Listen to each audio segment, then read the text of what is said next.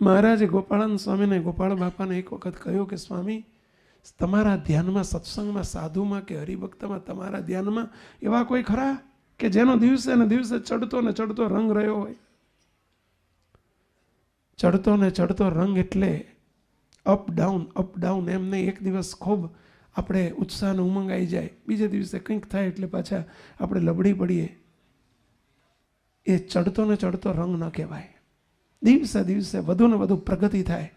સાધુ હોય તો દિવસે દિવસે સાધુતાનો રંગ વધતો જાય, સંતતા વધતી જાય, મહારાજની નિકટતા વધતી જાય, મહારાજના રાજીપાનું પાત્ર બનતું જવાય. એ સાધુતાનો ચડતો ને ચડતો રંગ કહેવાય. અને ગ્રહસ્થ હોય તો એને પણ દિન પ્રતિદિન મહારાજનું આજ્ઞા, ઉપાસના, મહારાજની રુચિ, મહારાજનું ગમતું, મહારાજના રાજીપાના ગુણો દિવસે દિવસે વધતા જાય.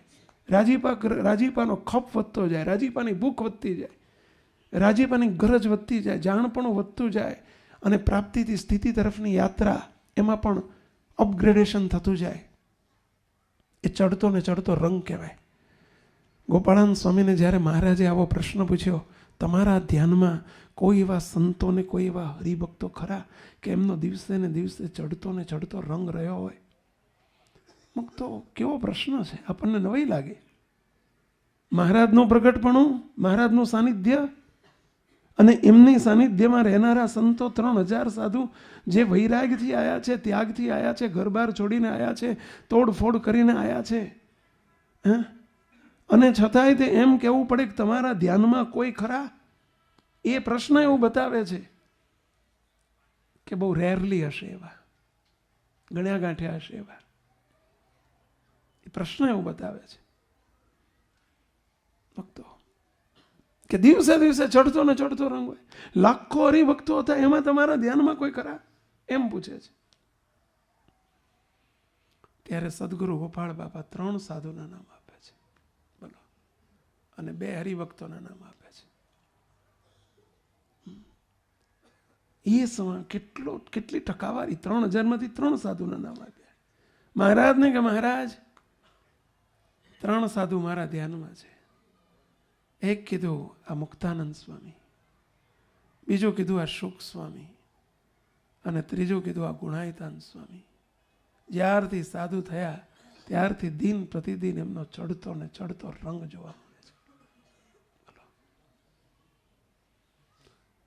આ વાત હતાશ થવા માટે, નિરાશ થવા માટે નથી. અમારે ને તમારે હરિભક્તમાં 2 નામ આપ્યા. પર્વતભાઈ, પહેલું નામ ગોપાળ બાપાએ પર્વતભાઈનું આપ્યું, પર્વતભાઈ, અને બીજા દાદા ખાચર. ધન્ય છે એમને કે જેમનો ચડતો ને ચડતો રંગ છે સત્સંગમાં. આપણે આ સાંભળીને હતાશ નથી થવાનું, નેગેટિવ વિચાર નથી કરવાનો. કે એ જમાનામાં મહારાજની હયાતી, મહારાજનું પ્રગટપણું, મહારાજનું સાનિધ્ય હતું, છતાંય તે 3 ને 2 નો આંકડો હોય તો અત્યારે તો આપણે તો આવીએ જ છે ને. એ નેગેટિવ વિચાર કહેવાય. મુક્તો નહીં, આપણે 3માં આવવું છે, આપણે 2માં આવવું છે, એ વિચાર કરવો જોઈએ. એ પોઝિટિવ વિચાર છે, અને એ વિચાર કરવો. દિવસ જ્યારે વિઘ્ન આવ્યું જ નહીં, ન માન નડ્યા, ન અપમાન નડ્યા, બધું આવ્યું હોય. સમય સંજોગ પ્રમાણે પરિસ્થિતિ બધી આવી હોય, આવે. 100 દિવસ સરખા ન જાય, પરંતુ છતાંય કોઈ વાંધો ના આવ્યો. કોઈ સત્સંગમાં દિવસે દિવસે વધુ ને વધુ હેત, વધુ ને વધુ પ્રેમ, વધુ ને વધુ નિષ્ઠા, વધુ ને વધુ આશરો, વધુ ને વધુ બધું દ્રઢ થતું ગયું. મહારાજે વચનામૃતમાં લખ્યું છે, પ્રથમનું 61મું વચનામૃત, કે સમજણ તો એવી જોઈએ કે ભગવાન દિવસે ને દિવસે વધુ ને વધુ કસનીમાં લેતા જાય. આવો શબ્દ વાપર્યો છે મહારાજે, કસની શબ્દ વાપર્યો છે કે વધુમાં વધુ કસની કરતા જાય તો પણ રતિવા ચડતો ને ચડતો રંગ રહે. મહારાજ આવું બોલ્યા છો.